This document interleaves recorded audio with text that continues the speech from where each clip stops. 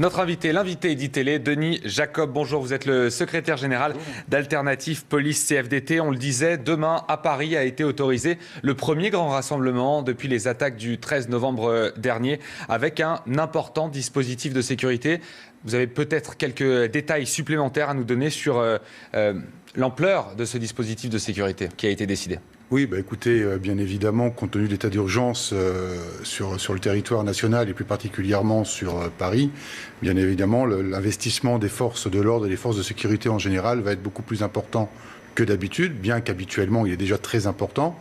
Et donc, pour le réveillon de Saint-Sylvestre, effectivement, 80% des policiers doivent être présents sur Paris pour l'événement. Est-ce que les autorités ont bien fait de décider d'autoriser ce rassemblement alors qu'on est en plein état d'urgence et qu'on est à peine un mois et demi après les attaques du 13 novembre ? Écoutez, malheureusement, les événements ont été ce qu'ils ont été et tout le monde l'a encore en mémoire, c'est encore très récent. Pour autant, il ne faut pas succomber à la paranoïa non plus et interdire tout au prétexte de l'état d'urgence. Je pense que les services de police travaillent d'arrache-pied depuis plusieurs semaines. On a vu notamment les services de renseignement et d'investigation avec près de 3000 perquisitions. Bon, il y a du travail qui est fait, les policiers sont là H24. Je pense qu'il faut continuer à vivre, même si on a tous en mémoire les dramatiques événements du 13 novembre. De nombreux policiers donc mobilisés dans la capitale demain, ainsi que des militaires. Dans quel état d'esprit sont les forces de l'ordre aujourd'hui ? Alors, les forces de l'ordre sont fatiguées. Ça, je crois que tout le monde en a conscience, tout le monde le dit. Et tout le monde le comprend ? Et tout le monde le comprend, bien évidemment. Ils sont investis sur la sécurité de nos concitoyens depuis les attentats du 7 et 9 janvier dernier, depuis Charlie Hebdo, sans compter tous les événements annexes qui se sont produits sur notre territoire, et je pense notamment à la COP21. Quand on demande aux fonctionnaires de police d'être présents à 75-80%, ça laisse peu de place pour les repos. Mes collègues sont d'ailleurs rappelés pour la Saint-Sylvestre alors qu'ils avaient posé des congés annuels. Donc ils sont fatigués, ils sont harassés. Mais ils ont toujours l'esprit de l'État, bien évidemment. Ce sont des fonctionnaires de police, ils se sont engagés pour la sécurité de leurs concitoyens, mais il va falloir que le ministère de l'Intérieur notamment apporte rapidement des réponses de reconnaissance à ces fonctionnaires parce qu'ils ne peuvent plus prendre leurs congés, on les reporte, on leur dit qu'ils vont pouvoir les prendre peut-être en début d'année 2016, mais la situation des effectifs, on le sait tous, ne le permettra pas. Quels sont les équipements que portent les militaires ou les policiers qui sont déployés comme ça un soir du 31 en plein état d'urgence ?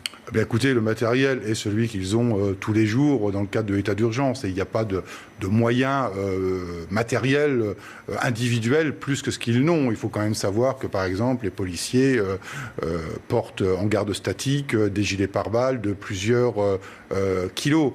Donc ils vont porter le même matériel comme les militaires, donc de l'armement individuel, de l'armement collectif. Il y a naturellement les CRS qui sont également engagés sur un dispositif de sécurité, les gendarmes également, et donc ils vont utiliser les moyens habituels de protection pour eux et pour autrui. Est-ce que cette présence-là, en nombre, on l'a dit dans la capitale demain, n'est surtout pas pour rassurer le citoyen présent sur les Champs-Élysées ? Je dirais qu'il y a un double effet. Il y a l'effet naturellement d'assurer la sécurité parce qu'on a un risque terroriste qui reste élevé, mais bien évidemment c'est aussi pour rassurer la population, pour éviter qu'on soit dans un climat de peur permanent. Est-ce que ça vous arrive d'avoir peur ? Je ne m'adresse pas au secrétaire général du syndicat, je m'adresse à l'homme et à la fonction pour laquelle vous êtes là aujourd'hui. Mais on ne peut pas ne pas y penser.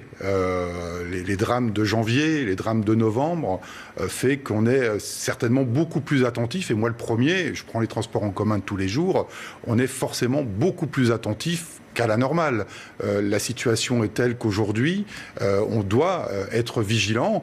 C'est pas propre à moi, policier, ou à mes collègues. Je pense que c'est un devoir de chaque citoyen d'être vigilant et pas non plus tomber dans l'extrême sécurité. Mais je pense que tout à chacun doit être vigilant sur le risque terroriste. En tout cas, demain, vous et de nombreux de vos collègues seront là pour assurer notre sécurité. On peut sortir, il n'y aura pas de problème ?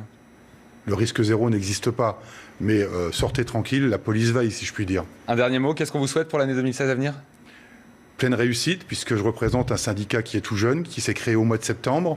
Et donc, je lui souhaite un plein développement. Vous êtes le secrétaire général d'Alternative Police CFDT, Denis Jacob. Merci beaucoup d'avoir été avec nous et bon courage donc, pour demain soir. Bon courage et merci, j'ai envie de vous dire. Merci beaucoup. Merci.